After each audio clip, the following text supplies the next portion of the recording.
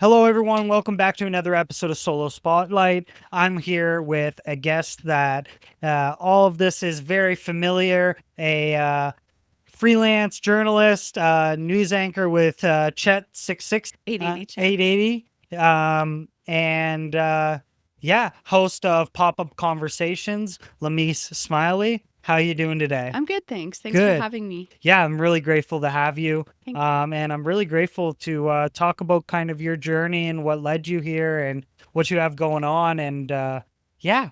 Um, but to start off, for someone who doesn't know you, how would you describe yourself in present day? In present day, I would say I'm a mother first, a journalist, a storyteller. Um, yeah, Yeah, yeah, awesome. Um, and what I find very interesting is like this all kind of started recently, but like you had a career before this. yeah.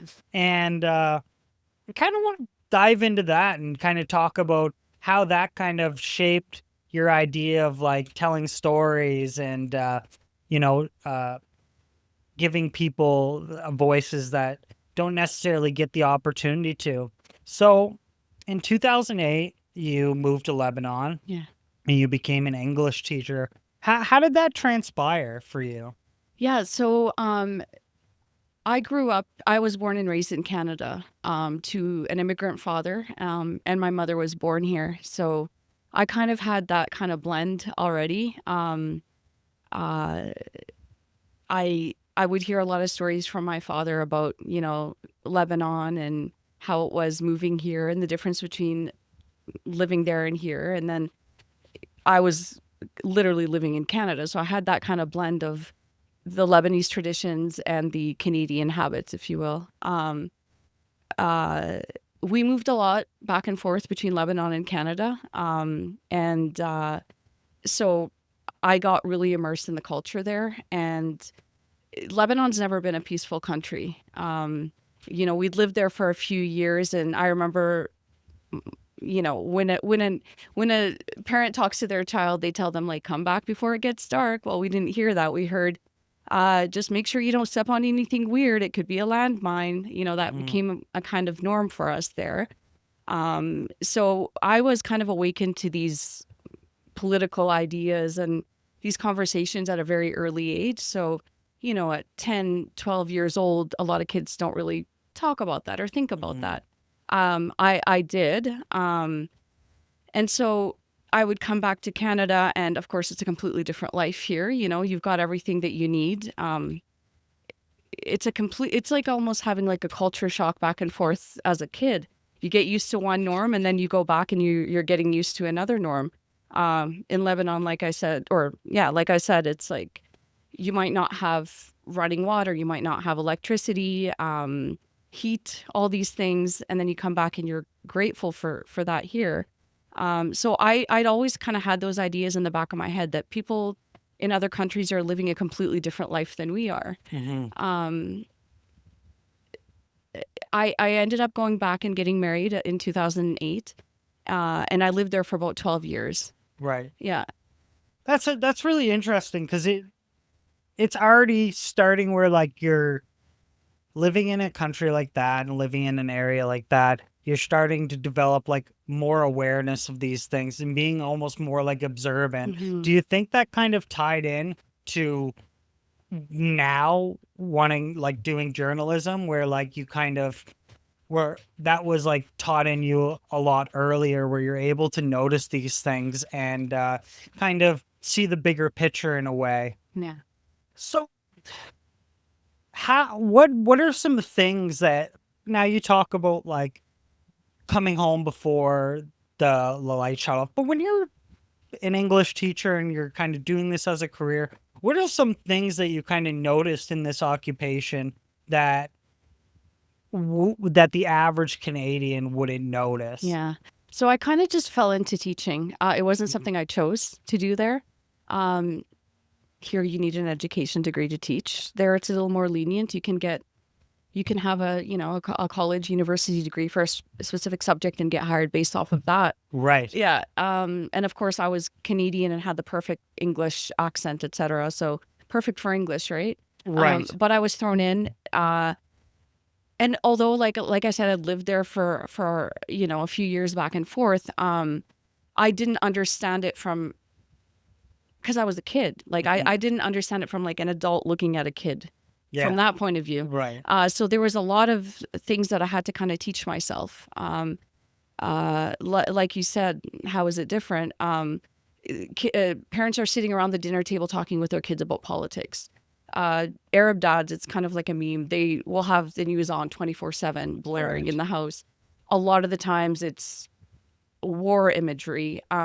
Media there isn't really filtered like it is here. Right. Kids are seeing it, they're hearing it, they're talking about it with their friends, all these kinds of things. And um, so there's almost a bit of like you're teaching and you're also like, I don't want to say you're providing them therapy, but in a sense you kind of are.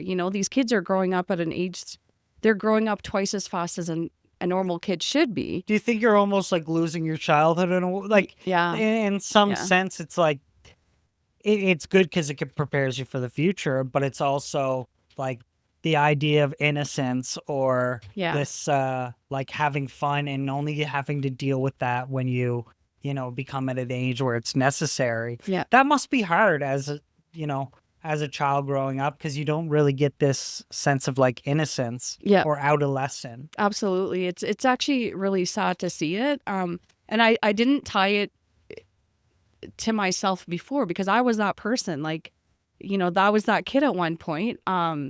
But yeah, there are a lot of kids that are growing up really quickly there, and that like they do see it as a norm, and uh, it's how can I say this? Um, they think that's a norm. Right. There's no time to play. You're studying and getting good grades, but you're also like having to know all these things, and yeah, there's no childhood there for them. Yeah. Yeah, that's fascinating because it's it at like I said, at one rate it translates well as an adult, but it almost like provides this like I don't know like you're almost like in 24/7 fear. You're always worried or like this Yeah. idea of like paranoia all the time. Um and having both sides of it as a kid, how did you deal with that? Like how did you deal with the realities of Canada but also the realities of Lebanon? And how are you able to kind of like live in both realities without like spiraling out on either? You know what? I actually struggled with it a lot. I love Lebanon. Like I will always have a soft spot for it. But it's hard because yeah, you live there and then you realize how grateful you are to be living in Canada, for however many years you did live in Canada. And then you come here and you feel lonely, like you don't have that community around you. When things are happening, I'm sure people are watching the news, but things are happening right now there. And sometimes you're like, well, like no one gets it. Like, I have people there. I have family there. It's hard. I'm sorry. No, no, it's okay. But yeah, I won't say I have like a good grasp on it. Because it's something you're always learning. Yeah, And of course. when you're someone who's living far away from it, it hits a lot worse. I'll call up a friend in America, or sorry, I have an American friend who lives in Lebanon. Yeah. I'll call her up and she'll say, "No, we're all fine. Like, I don't know what you're worried about. It's fine. It's just noises. We only hear noises." And then it's so normal for them. But for you, it's like, well, I'm watching the news. You know Yeah. what I mean? And the news probably portrays it kind of and we'll get into that in later discussions, but it's that idea too is like you don't really know what exactly is going on Yeah. because you have no idea how severe or how limited the news is deciding Yeah. to portray it. Yeah. And I it's already evident that you're very passionate about this and I really appreciate Yeah. you being so transparent, because it definitely, like, I can already feel it. And I when you talk about like situations going on in Lebanon, you were there for one of like the more bigger crisis in Lebanon, Yeah. when they had a liquidity crisis. Yeah. Um, Now, were you still an English teacher at this? Yeah. Yeah. I was, because I had children. So there were years where I was, off with them and things like that. But I was still teaching off and on at that point. It was, if I tell you, like, I tell people about it sometimes, they're like, I don't believe that. Like, that's crazy. I went back to, like, I learned how to bake bread. We had chickens we were taking care of. We were planting vegetables. That's how, bad it got. And you've got 4 kids, you don't want them to feel it. Hmm. So they think mom's baking us cakes and making us goodies, but it's like, well, I have flour and I have cheese that I made. I could do this kind of thing. And then crazy things like pulling up to a dark alley to fill gas into your vehicle because the gas is from the black market, because Hmm. so people breaking into banks to get their own money, Yeah, threatening, like, to that's get their scary. own money, and people, it was a lot of desperate people, a lot of hungry people, and a lot of just it got worse when I left. Yeah. That was just the beginning of it. um and yeah, people, it's like people regress, like, in time, almost like they're going back to the old ways of, like, farming and things like that. And thankfully we live in the village in the mountains. So Yeah. thankfully we live in the village in the mountains, so it's easy for us to, do all that stuff. But the people that were in the cities, they were suffering quite a bit. Right. Yeah. And just for some audience context, this was a moment in time where basically the the government and the banks kind of just like collapsed, like the dollar collapsed. Yeah. Yeah. And basically, in order to kind of keep like their because like inflation went up, like, what was it, 200 something percent. Yeah. And basically the whole dollar, the lira, basically collapsed. Yes. Yeah. um and so then what was happening was the banks were locking people out of their money. People weren't able to access their funds. Yeah. The cost of goods were getting expensive. Government jobs were basically getting dissolved Yeah. because they couldn't afford to pay civil servants. So very, very scary times. You're basically kind of just losing all of the government. Yeah. Nobody really knows what to do. Things are crazy expensive. And that's where you talk about the black market, because now Yeah. people are selling it secondhand Yeah. because everything's so expensive. And we Uh, don't really have a government in Lebanon. Like, right, we've never really had a government in Lebanon. right. We've always been at civil war. So there's that also, Instability. instability there. Yeah. And then because the lira was tied to the US dollar. And Yes. then basically through like financial engineering, they were able to kind of keep it on track. And then it kind of, a small crack turned into a big crack, and then everything kind of collapsed. Collapsed. Yeah, exactly. So very, very scary times, because now what you rely on is basically gone. And then that's when you talk about going into these like back in the Stone Age, where Yeah. people are having to learn how to live off the land Yeah. or be resourceful with and it's remarkable, like your sense of trying to kind of shield your kids from it, where you know it's happening, Yeah. but you don't want them to kind To of know. feel it, right? Exactly. Yeah. How did that, you already talk about like the day-to-day life, but as when teaching and seeing other kids, like, what were some of like the biggest like factors you were seeing that became evident that like it was really like a struggle for people? Um, I've had to help purchase books for students. Um, a lot of students aren't able to pay their tuitions. It kind of becomes like a community, because I taught at a private school, Right. and that school took in a lot of people, and a lot of people just, they just said, I can't pay, Mhm. people were exchanging things for tuition. Mhm. Um, Yeah. Did they Here's have a many? cow. Here's a cow for Yeah, my tuition. Like, it's right. crazy. Did they have like public schools, and what They happened to did. public schools? Did they kind Public of collapse? schools, some of them closed. A lot of them, they're not. They don't have the greatest education. You know, teachers aren't getting paid. There's no. They're kind of just not. They're kind of running, but not really. Hmm. So the private schools were the ones that were basically almost becoming the public schools, if you will. Like, Right. yeah, they were. I remember a friend of mine, he told me he was in Russia when the Soviet Union collapsed. And he said that some people would actually keep their job and work for free for upwards of a year Yeah. because they were worried, like, hopefully At some something gets point. Yeah. established, I'll have a job. But if I quit now, That's how it was. that's it. That's how it was. Yeah.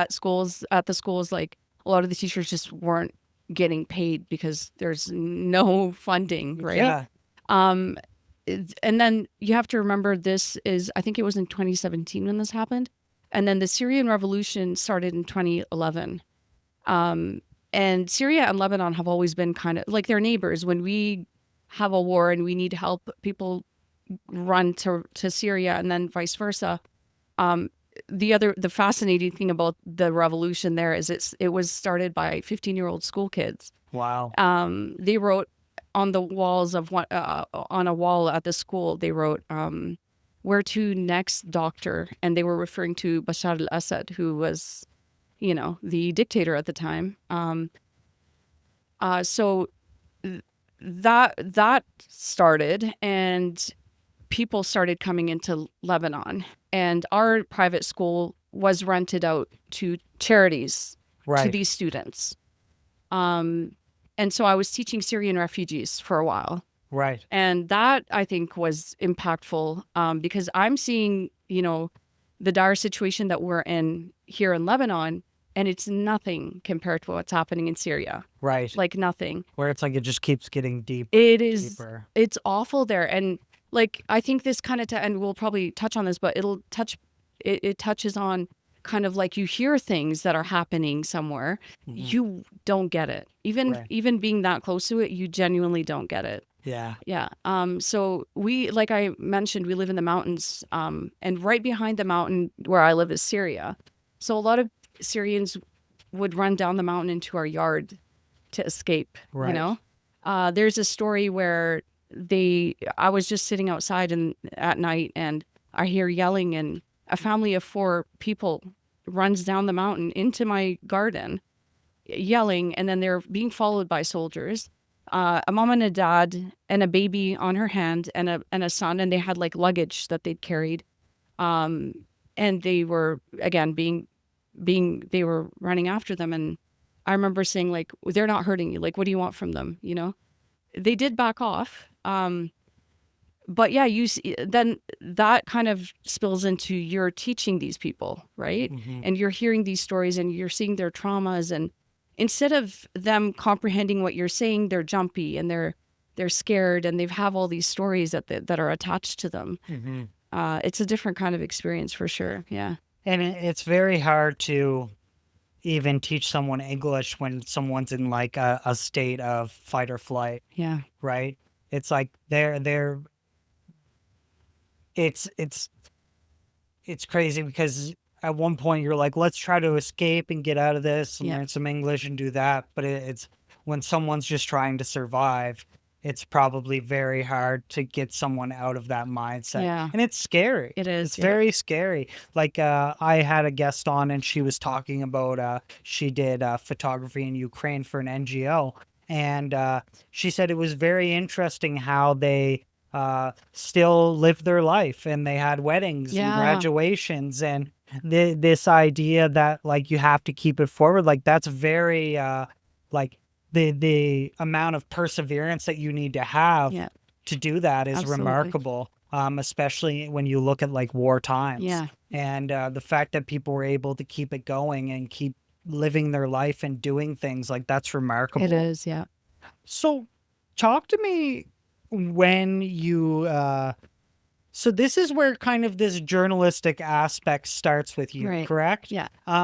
So you were featured on an article with Global, is that correct? So I was actually living in Lebanon when this happened. And I wasn't in any, actually, no, that's not where my, like journalism started. That's, they just hit me up during the port explosion. Mm-hmm. They posted something back when social media could post news, and I commented under it, and I was like, I can't remember what I said, but something like, oh, like, yeah, I live here and it was crazy or whatever.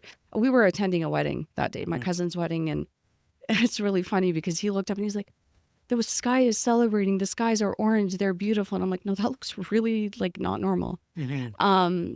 They reached out and they're like, oh, we kind of want to hear about it from a Canadian's point of view living in Lebanon. So that was a while back. That was before my journey started. It's funny that I had that little connection with Global back then, but Mm-hmm. yeah. Yeah, so all that started. And from what time doing that you decided to come back to Canada Yeah. and enroll in radio journalism? I've always loved creative nonfiction writing. I did a little bit of it in university here. It was always something that was on my mind, and it's not something you'd be like, oh, I'm going to be an author. Like, no, that doesn't pay the bills. That's not Right. what we're doing. Right. But two things happened that kind of just, I was like, this is what I need to do this. Listening to the stories from Syrian refugee students, they lived in a dictatorship. They don't have a voice. They're not allowed to have a voice. And that spills over a little bit into Lebanon. I have family in Syria. If I want to go visit people in Syria, I'm not allowed to speak either. So it's affecting everyone. And when I would ask them and interview them, they would be really afraid to speak, no, if this goes back, my family in Syria will suffer. No, if this goes back, I had a lot of conversations with people who were in prisons in Syria. I've had family members who were in Syrian prisons. They're crazy stories. And to like protect them and myself, I couldn't speak out. But they were always in me. Like I was like, no, one day I will release this information. I finally made a trip to Syria shortly before I came back. And because I was like, I hear it and I'm hearing these stories, but I need to see it. So let me tell you the road trip to Syria. We live about 10 minutes away from it, so it's not that far off. We smuggled like food and gas and things like that, but your hands on your heart the whole time. Because if you're caught and you go to prison, people won't know where you are, Mm-hmm. and it's hard to get out. Like I said, I know people. Mm-hmm. So yeah, we finally made it into there, and seeing it in up close. Like I said, I'd heard stories. It's not the same. It's like a science fiction world, Apparently they had a little card that you scan at the grocery store. Your family's allowed 3 peppers. You've reached your limit. They scan it. They're like, you've had 2 peppers this week. Things like crazy things like that. Who's going to believe you? What media is going to be able to like know these things if they don't actually go see it? Mm-hmm. So those kind of like stuck in my head. And then I also went through a personal experience in Lebanon where I also couldn't speak out, and that's when I decided like I need it to come out. Mm-hmm. Because pharmacies in Lebanon, they're like supermarkets. Mm-hmm. Mental health there, non-existent. I became really depressed at the end, and I saw a doctor, and the first pill he gave me was Xanax. Mm-hmm. And an antidepressant. I think my body reacted badly to them. And instead of checking to see if it's like, oh, a side effect, here's more pills. I think by the time I was like basically falling, I was taking 35 pills a day. Mm-hmm. Wow. Yeah, I had a seizure. I had amnesia for 3 days. Apparently I was still doing things. Like I was still taking care of my kids, Mm-hmm. but I don't remember any of it. Right. And so I wasn't like no one would believe me. They thought like, you got up and dressed your kids up for school and made them lunches and things. You don't believe it? You don't remember that? And I'm like, no, I don't. Like I kind of remember. And I had no one to speak to about that. It was like I had a story, I had trauma, and I couldn't get it out, and no one was listening. No one would understand it. No one would believe it. Right. And that's when I was like, that's it. I'm leaving, heading to Canada, and kind of cleanse my system out from all the pills that I was taking. And I was like, no, this is where I need to be. Like I just kind of fell into this career for that reason. Yeah. And getting back to Canada, what were some of the biggest things you realized? Like, I'm sure the first thing that you kind of addressed was the medication and Hmm. the trauma and kind of taking control of your mental health. Yeah. But when you look at that, like, what was that adjustment like? Kind of getting back into like a state of not having to worry about like this crisis and this, wartime. What did that look like, and It how took a long did lot. that take? 2 years. It took a Yeah. long time. As soon as I got here, the doctors were like, "Oh, what are you taking this stuff for?" Cleanse, I did the physical work. But when I remember me 2 years ago, I'm like, sometimes look at old messages. I'm like, who is that? Like, I that's not even me. I was afraid of coming off the medications and not knowing who I was or not liking who I was afterwards. Um, there would be times where, like, I think one time the power went out in Edmonton for like half a minute and I didn't react. And my dad's like, what is going on? The electricity is, I was like, oh, it'll be on in an hour. And he's like, no, we live in Canada. Like, it took a while to adjust to Hmm. the fact that I had these things. And um, at first, like, my family was pushing me, you need to like get back on your feet, try to pursue a career, go back to school, things like that. And I was like, I don't know where your guys' mind is, because that's not where my mind is right now. Um, but eventually I kind of started looking at programs and things, and I saw, oh, like NAIT has this communications program. Wait, radio and television. Oh, I can kind of do news. That's kind of writing. These kinds of Hmm. things Right. started to click. But Yeah. yeah, it took 2 years for me to kind of like become fully aware and start making those choices. Right. Yeah. And I think the experiences that you have, like, they're so required for getting into a program like this. And just the amount of awareness and like experience that you've been through, it makes it evident that you would kind of strive in something like Yeah. this, because you've already, you see it, but you also like can tell that you care, right? And Mm. you want to tell the right message.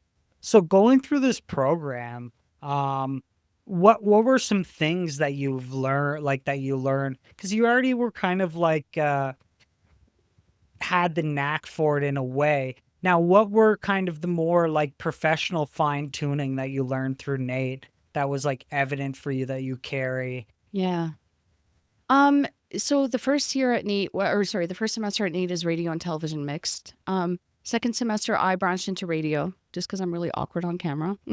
Therefore, that's why I'm here. Mhm. Um, um, they taught us all a lot of different things, like how to run a radio station, how to, um, marketing was a big one, promotions, these things.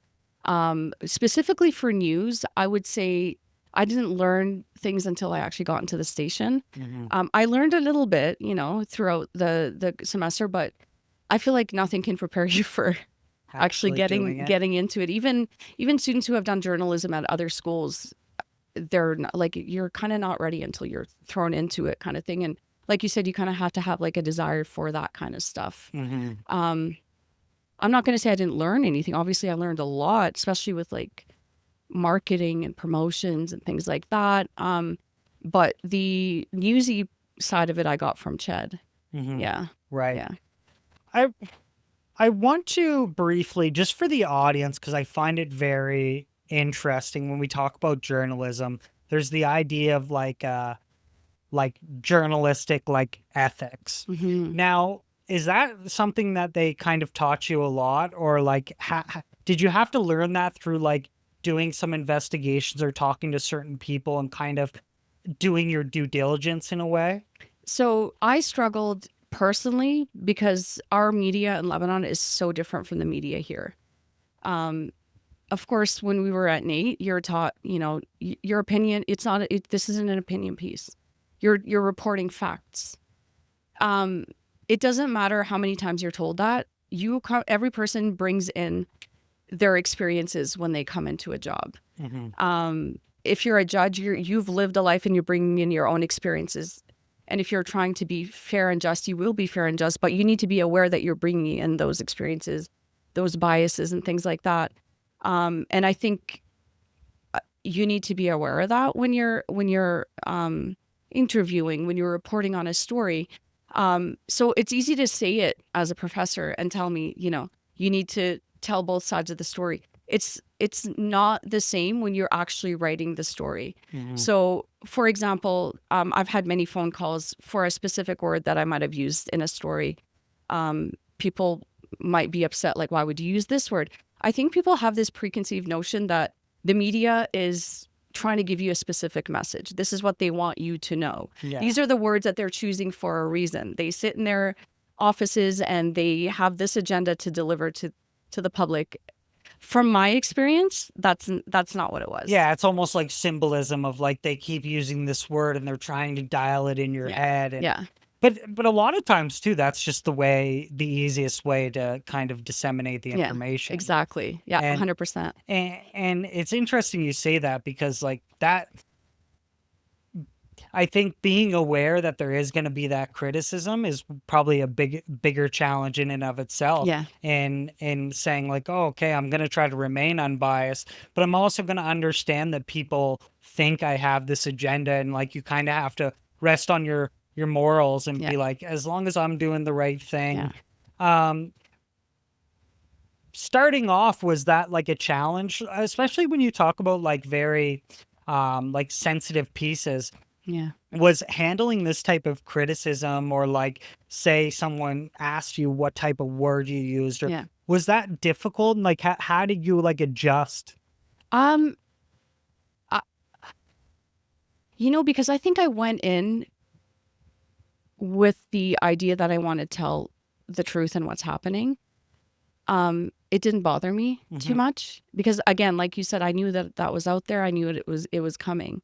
Right. For example, when when things started happening in Palestine, I mean, they've been happening for years, but when they got worse recently, for example, if I see in the in-queue that we have a story about what happened in Israel, I'm like, well, there's things happening in Palestine. Let's talk about that as well. Let's put those together. Let's tell both sides of the story. Because there's a lot of ignorance out there, and that doesn't upset me. It's not. I'm not upset if you're ignorant about a topic, because ignorance, you're going to come and say like, why would you say this, or why would you say that? All of these like criticisms are coming from ignorance. That's what I think, and my job is to kind of educate, so that happens less often. Right. But yeah, there was a story where a series of flotillas was trying to get to Palestine, and they were taken hostage. Like, I remember staying up and watching it happen in real time because they had their cameras attached, and they introduced themselves at the beginning of the journey. There are people from all over the world that were doing this, and they said, if you are seeing this message, we've been captured, etc. They've had their cameras hooked up. It's live on YouTube, and people are getting, taken. And I use the word hostages in my news story, and I got a call, and why are you using the word hostage? They're not hostages. They shouldn't be there. This and that. And well, I mean, they're getting taken against their will.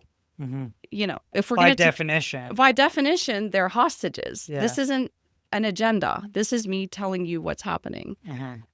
So it doesn't really bother me, honestly. Why do you think there is so much distrust in media?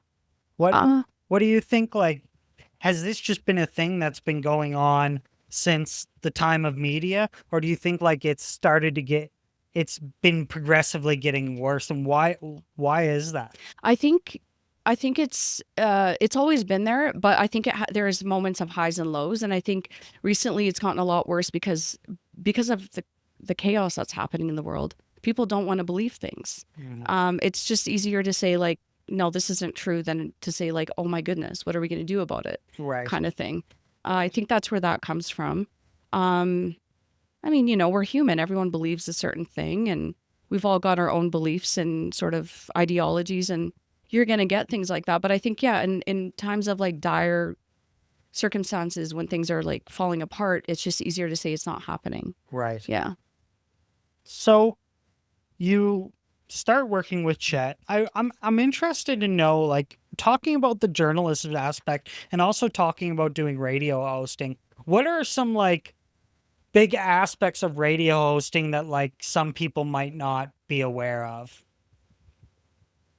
And like, what does your day to day life look like like when you talk about like radio hosting? Right. So are you specific? We're talking about Chad, right? Yeah. Okay. I think people don't know that every news anchor there is their own person.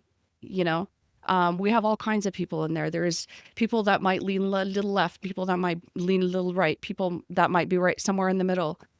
My boss doesn't sit me down and say, these are the stories you're delivering today. We have a huge database of things that get funneled into our system.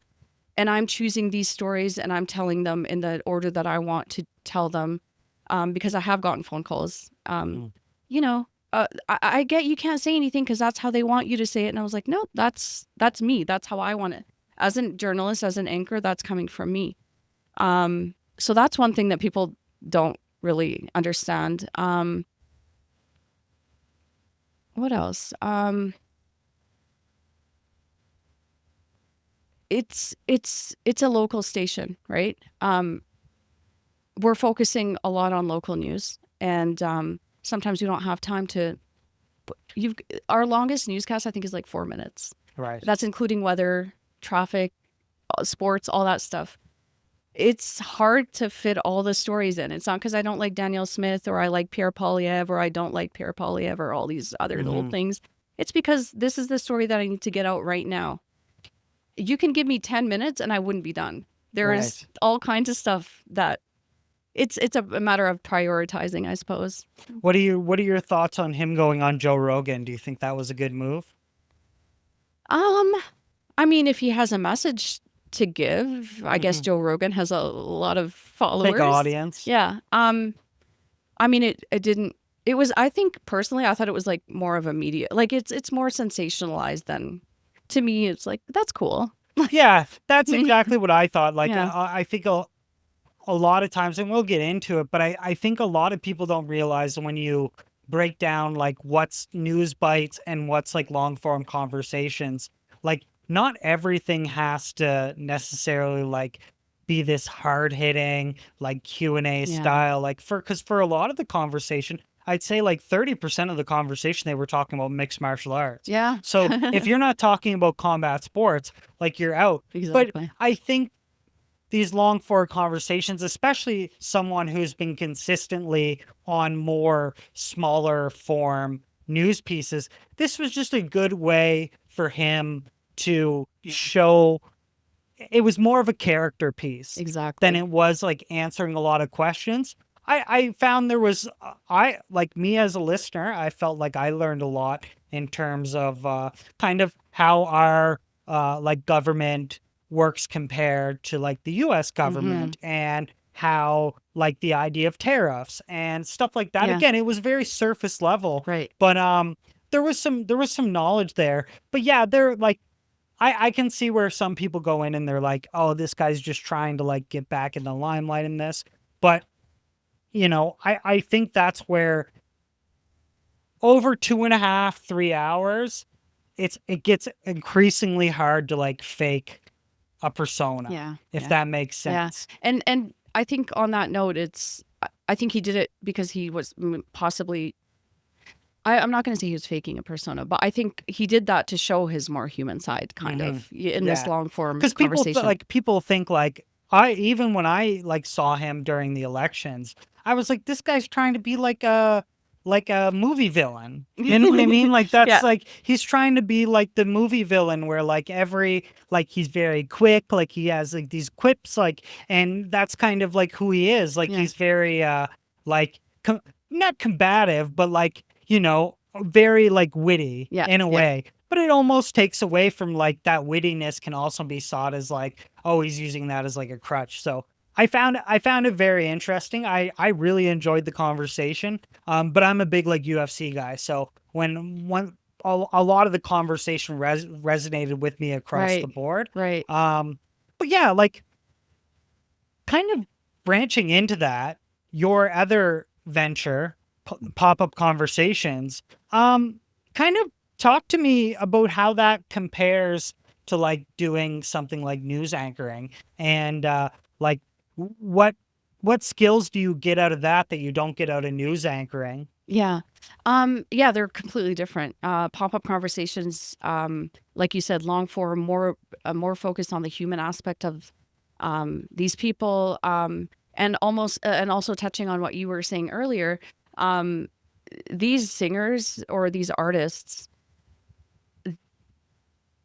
I think when you're thrown into the spotlight like that, oh, so you're a country singer and now you're like a rock star, like, okay, or vice versa, and I've spoken to artists like that, and everyone thinks it's there for a show, or they're like, now they're trying to get a piece of this, or some of the artists are like, I've always liked rock, like I've Yeah. always wanted to do rock, and I was never given the chance. Like, they're able to explain that and tell that story. Like, you've got people like, I mean, I wish I could get an interview with Beyonce, but like, but you've got people like Beyonce who went into country, and everyone was like, oh, now she's trying to get her hands on country or things like that. Well, turns out she's always like, Yeah. been there anyway. And I think the biggest word is like people just say immediately sell out. And Exactly. that's like the big, or they're doing it for money and they Yeah. don't, or they're ruining the industry. And yeah, it's, Well, what they tell me is I was a sellout to myself because I didn't do this before. mm, A lot of these people were pushed into it because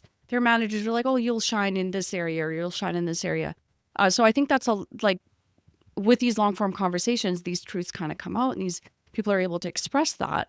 They're used to like, oh, why did you write this song? Or what does this song mean to you? Like, that's all they hear. mhm. I think with the long form conversations, you're able to get deeper into that. With news, you're almost stripping, I don't want to say you're stripping the human aspect out of an event, but you have no choice. Yeah, because you have to stay like complete, like you have to kind of make sure you're narrating it for the general.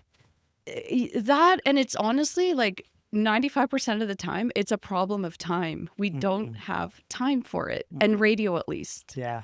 Like, I know, like, 1 hour news on TV might be a little bit different, but we genuinely don't have time. hmm We can't talk about what happened here. We can't talk. They're numbers. You deliver the numbers. In That's and out. how it is. Yeah. Yeah. In and out. Exactly. Yeah, it is. And I think that's just where like life is going now, where like you only have so much attention from people, Yeah. where it's like you gotta get in and get out. But Hmm. that's where kind of, but I think this kind of doing these long form conversations, I think that almost heightens your ability of like these journalistic aspects, because then you're kind of almost hyper aware Yeah. of what's worth it. And now you have like an hour, however long, to be like, oh, I can fit in these huge, valuable pieces of Exactly. information. So your show is specifically with artists like musical? Yeah, we do. We interview a lot of musical artists, Canadian for the most part. Yeah. And so what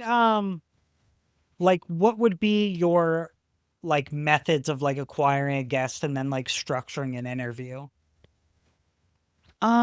So, the usual. We reach out through email. Obviously, it's a work in progress.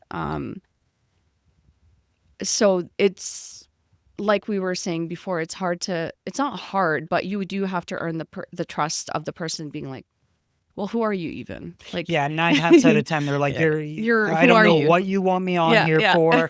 I don't know what What your your motives agenda is are. exactly. And yeah, you almost have to like right away be like, hey, this is why I'm interviewing you. This is what I want to talk about. So Yeah, then they could be like, okay, yeah. all right. Honestly, I don't really specify. I like really organic conversations. I don't even give all that information of like, oh, this is what we're gonna ask you. This is what I don't do any of that. I just say like, we're gonna have an interview.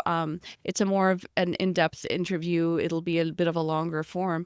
I think what helped me kind of earn the trust is that I had that prior experience. Like, I worked in Lebanon. I had these experiences. I lived through these things. I have a couple articles out that kind of talk about that. And I think maybe that might have helped me earn trust with these Mhm. artists, where it's like, I've been through these things and I respect that you probably have been through things too. I'm not trying to make you look bad. I'm giving you the chance to tell your story, kind of thing. Mm-hmm. Yeah. And when you're preparing to interview a guest, like what does that like workup look like, or is there certain like things that you kind of have like a checklist of like I always do this or I always do this? Of course, you're gonna, it's kind of like how you come across guests where it's like I'm going through Instagram one day and I'm like, oh, these, these are some cool. Like we had Vren, she's from AV in the inner city, and her story is incredible. She's a really cool, the way that she formed her band, amazing. Um, and I look for like the human, like, do you have a story to tell? Mm-hmm. If I listen to a song like Sam Roberts, for example, I've interviewed him. He writes about a lot of social justice topics and things like that. There are more like human aspects that I can kind of sit and have an hour conversation with you, and you're going to tell me these cool things. Not like, my parents signed. Not that there's anything wrong with this, by the way, but like my parents signed me up for music school when I was 2, and I kind of was pampered. Mm-hmm. Again, I'm not disrespecting that, but I personally like the more like Right. the cooler. Yeah. Right. And so what I find interesting too is like you with taking on those organic conversations, like you might not necessarily know how the guest is going to react to certain things. Now, Yeah. is there kind of like a method in like almost getting them to like, because there's certain guests that I've had on where you're like, okay, for the first 30 minutes, I got to do a lot more work to like get them out of their shell. Yeah. And then there's some people where you can literally, it's like throwing an alley oop to, Yeah. where you already know who they are and like you just throw it up and boom, they're Yeah. on their way. Yeah. Yeah. And how do you like, has there been any experiences where you kind of had to adjust your like interview style? Oh, all the time. Yeah, absolutely. For example, we'll have a guest who's just ready to talk about it. They really want to talk about it. I'll research what they're passionate about ahead of time, obviously. So I kind of have an idea of what this person is passionate about.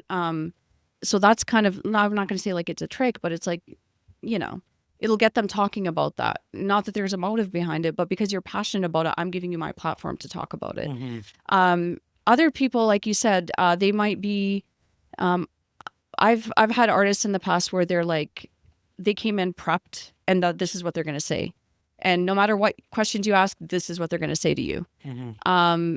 Yeah, it's hard to kind of maneuver around that. And it's a lot of the time it's from fear or uncertainty, and you kind of just have to show them that like I'm not judging you. Mm-hmm. That's not about this.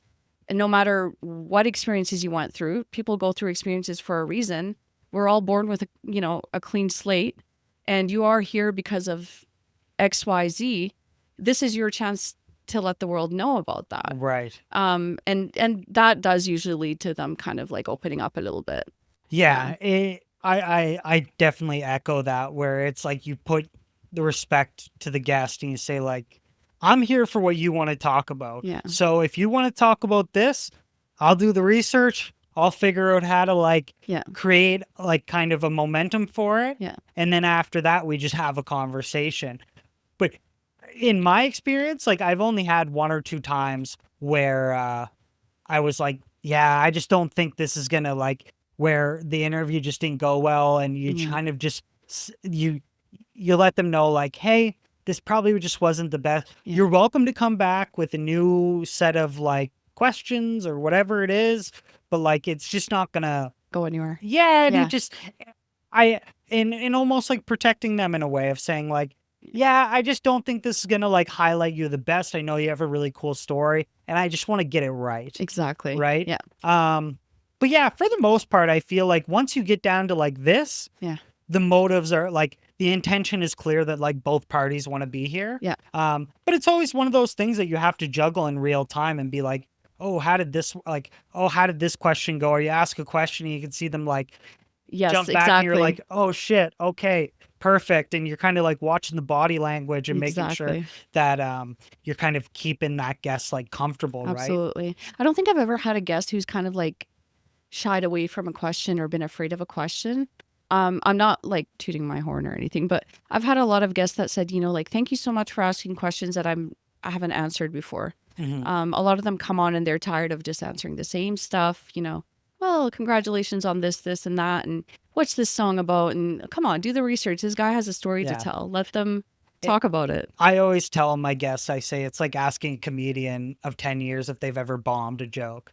It's like, well, of course, Yeah, right? yeah, Like, are we serious? yeah, Like, literally. what are we doing, Yeah, right? So I always try to like keep that in the forefront of like, how many interviews have they been on, and how like if this person's been on a lot of interviews, like I want to also make it enjoyable for for the them, it's guest. Like exactly. I want to make it a good experience instead of like siphoning their audience Yeah, and like using them as like basically like a yeah, placeholder.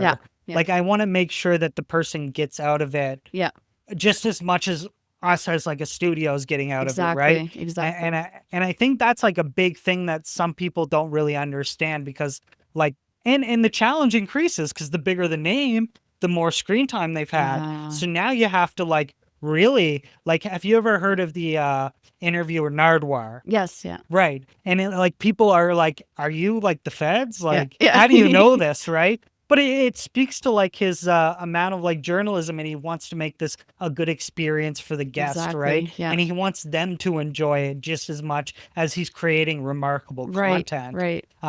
So like those are kind of like journalists that I like idolize because it's like the person's doing like the hard work. They're speaking to Exactly. people. And even though the name's really big, Yeah. they're still like surpassing like the a level of questioning that you probably didn't even need to have, right? Exactly. So it's remarkable, and I think like the type of attitude you have, like you're definitely highlighting the guests and making sure that like they're the the respect for them and like what they're trying to get out of it is worth it, right? Yeah. um when you look at the podcast um medium as well as like the radio medium, like what do you think people are looking for now than ever in like this stage of media? Hmm. Um, I mean, I think I can say this because we're both podcasters. So, like, you're not going to get mad, and I'm not going to get Hmm. mad. But the world of podcasting is so oversaturated right now. Um, People, I think, are looking for real stories, human stories, and some people, some podcasters are forgetting it's not about the numbers, it's not about the follows, it's not about the streams, it's not. It is, but it's really not. Hmm. This isn't just about that. That will come. You'll climb that hill eventually if you do it slow and steady. But if you're rushing into it and you're like, oh, like I hit 1 million views or whatever, you're gonna crash real quick. Hmm. Somewhere down the line, you're gonna crash real quick. And I think that happens when you're following trends. Um, People love trends, but it's mindless. They disappear within days sometimes. Hmm. So I think you need to start looking around at more like human stories and bring those things back to people. I think that's what people, even if they don't admit it or want to think about it, I think that's what everyone's looking for is that Yeah. human connection, especially since everything's behind a screen now. Like people don't even meet anymore. Yeah. Like they often say that some articles that I read, they said like podcasts are like friendship simulators. Yeah. And it's a very weird way to look at it, but it's true in a way. Like Yeah. people resonate with the type of charisma or the type of personality that someone might have, and Hmm. they feel like by watching them have conversations that they're kind of by some reality they're like learning about that person and like becoming like their likening of that Yeah. person. So it is very interesting, but you're giving people an outlet um for conversations and stories, and it's also because they enjoy the way that you interview and they Yeah. enjoy the people that you have on or the conversations that you're having. And I think that's a big thing as well of like because when I started, I always said like there's this idea of like I had like a big identity crisis at the start of like, am I gonna be me or am I gonna be like a version of me Yeah. that I'm gonna I'm gonna be more like I would have certain guests on. I'd say, okay, this guest I'm gonna like challenge more, Right. or like this guest. But then I was starting to not have any control. Cause then like I would let certain guests walk all over me and I Yeah. wouldn't ask any because I was scared of them. Like we interviewed Andrew Knack and I was just so excited to get an interview with Andrew Knack. I felt like some of the questions I probably could have been more like pressing, Mm. right? Where other people, they were my friend and I bring them on. So I didn't know where this line was of like, oh, what questions can I ask and what's going to make me look dumb when I read back on it. But then I just started to realize like, well, that's the beauty of all of it. Like Yeah. I can learn as I go, but like as long as I'm being authentic to myself, like Yeah. that's a whole nother part to it, Yeah. right? Absolutely. And that's been the funnest part of kind Yeah. of learning about myself and kind of challenging ideas that I might have not thought. I And agree. then asking a question, then being like, no, you're completely wrong. And being like, oh, please tell. Yeah. Right. Um, I've been there. I'm actually still kind of, I think there are days where I still kind of go through that. Um, where I'm like, okay, like if I say this, am I going to upset them? Or if I say this, am I going to look stupid? Or all these things, they've run. I recently interviewed, like I said, Sam Roberts before. I keep mentioning him because I'm a huge fan. mhm. But I had a question and I said, do you find yourself writing, um, what was the word? Like negative stories, or do you find yourself being cynical? Are you like, do you find sometimes you fall into cynicism? And he just went, and then he kind of started talking about it. I was like, well, I don't want to upset him by saying that. Yeah. You're like, oh, did I Darn like, it. yeah. But you know what? He kind of started talking and eventually reached, I can sink into cynicism, but when I do this and that kind of thing. Um, yeah, there's I don't know. You've been doing this longer than me, but I still do struggle with stuff like that. Yeah. Yeah. It is difficult. And I think, it's like a process that everybody has to work through. Like there's still time, like there, and trust me, like I am so like novice in like I'm always looking at other people, even guests that I have on, and it's like their first podcast, and then they're like, and then they blow me out of the water with how articulate they Yeah. are, Yeah. and you're like, I'm just like fanboying because Yeah. I'm like, I wish I could come to my conclusion that fast, but I'm more of like a think in real time, and hmm like that's been one of my biggest criticisms is like I circle the point before and I kind of like overthink it or over hmm explain.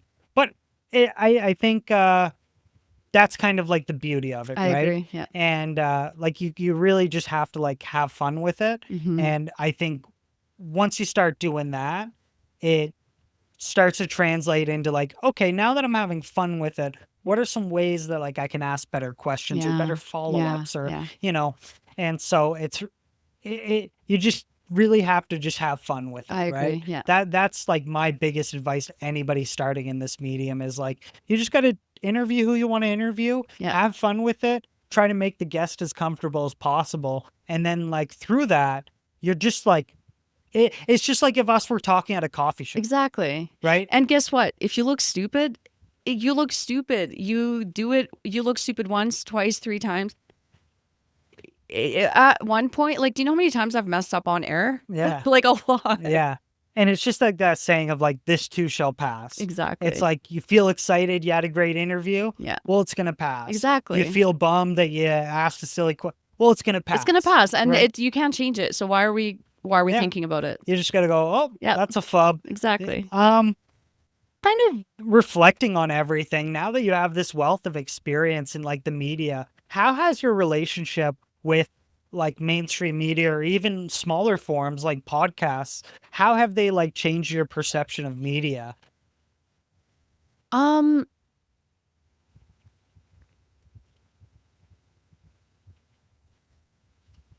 huh. That's a good question. Um, I don't, I think I'm very, like I said before, we kind of grew up sitting around the dinner table talking politics. Um, But I don't think I was ever, and it's not because I'm an anchor. I don't think I ever looked at the media and was like, oh, they're horrible. They're like trying to do this, and that. Um, if anything, being behind the mic has reinforced that it's not what you think it, like, it's not what it looks like in the media. You know, we're not here to push an agenda. We're not here to um, give you certain ideas and make you believe certain things. And I still believe that. But I understand it more now. Mm. I understand why people would think these things. Mhm. I understand that, you know, even a little word can change a meaning. It's a lot of, you know, semantics, honestly. But yeah, so my thought on the media hasn't really changed, but I understand the other side now. Like, I understand the public better. Mhm. Yeah. Yeah. No, that makes complete sense. Yeah. And looking forward, what exciting things do you have on the go? Anything, big guests, anything you're doing with the podcast, or any type of things that you're excited for? Yeah, I'm definitely very much excited about continuing the journey with Pop-Up Conversations.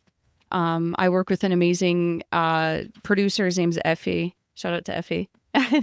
But yeah, we've got some awesome guests lined up in the next little while. Here, we recently talked to some Juno nominated artists, and we're trying to build an audience. So these are human stories. These are long form interviews that, you know, you might hear something a little about an artist that you love that you didn't know before. So a lot of surprises ahead. I'm not going to say too much, but Of course. definitely check Yeah. that out. Some exciting stuff. Yeah. That's amazing.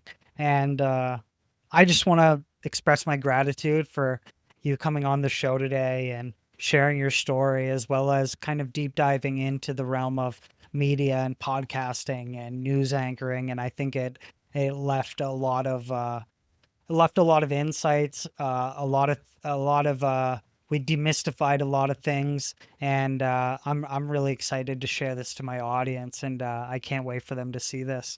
Don't forget to check out Lameese, yeah. Lameese It's okay. Lameese Smaili on 880 Chet. Pop-Up Conversations. You can follow her on Instagram. We will put that in the description below. And we were looking forward to everything you have coming up. Thank you. And I really appreciate the interview. yeah. It's cool being the guest. Yeah, it's So exciting. thanks for having me. Yeah, of course. Thank you. And this has been another episode of Solo Spotlight. Don't forget to like, subscribe, share, comment below your favorite part of the conversation. We're always loving the engagement. You can follow us on Instagram, Facebook, TikTok, YouTube. Episodes every week, clips daily. And I'm your host, Ryan McDougall, and we will see you next week.